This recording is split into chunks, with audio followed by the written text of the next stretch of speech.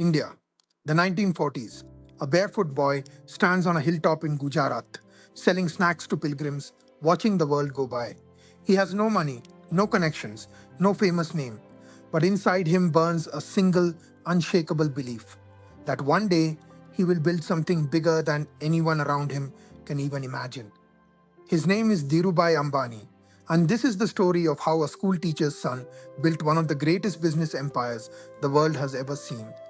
This is the story of Reliance. Our story begins on the 28th of December 1932 in a small, dusty village called Chorwad in Gujarat. Dhirubhai was born into a poor family. His father was a humble school teacher who could barely make ends meet. As a boy, Dhirubhai sold bhajias, fried snacks, to pilgrims near the Girnar hills, earning a few coins to help his family. But even then, he was different. He did not dream of a job.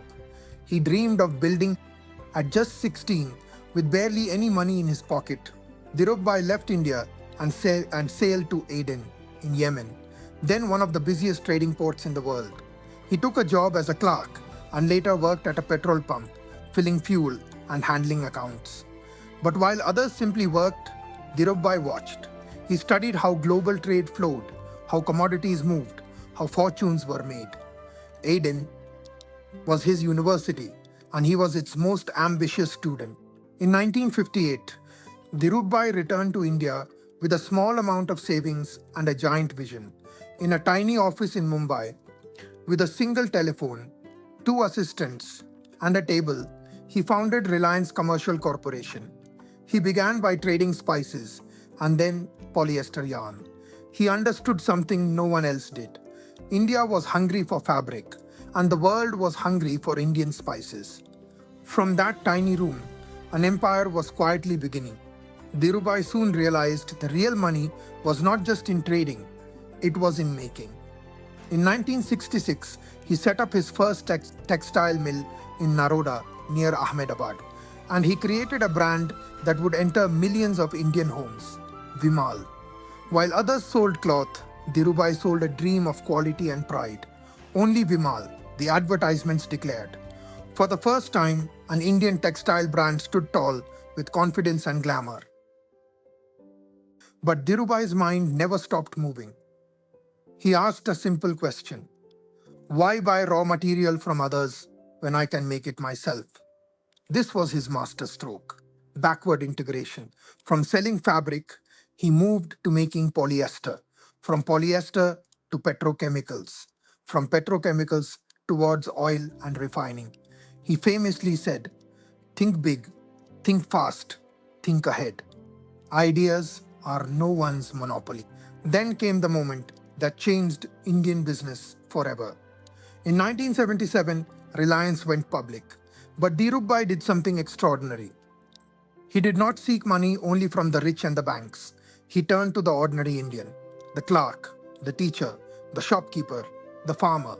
He invited them to become shareholders, to own a piece of Reliance. Millions did. He gave birth to India's equity cult. Dhirubhai's connection with his shareholders became the stuff of legend. Reliance's annual general meetings could not fit inside halls. They had to be held in football stadiums, filled with tens of thousands of ordinary shareholders. To them, Dhirubhai was not just a businessman. He was the man who had made them wealthy, who had proven that an ordinary Indian could dream big and win. Dhirubhai's ambitions grew as vast as the nation itself. On the barren, salt-crusted land of Jamnagar in Gujarat, Reliance built something the world thought impossible. One of the largest oil refineries on earth, rising from empty desert in record time. It was the ultimate proof of Dhirubhai's philosophy.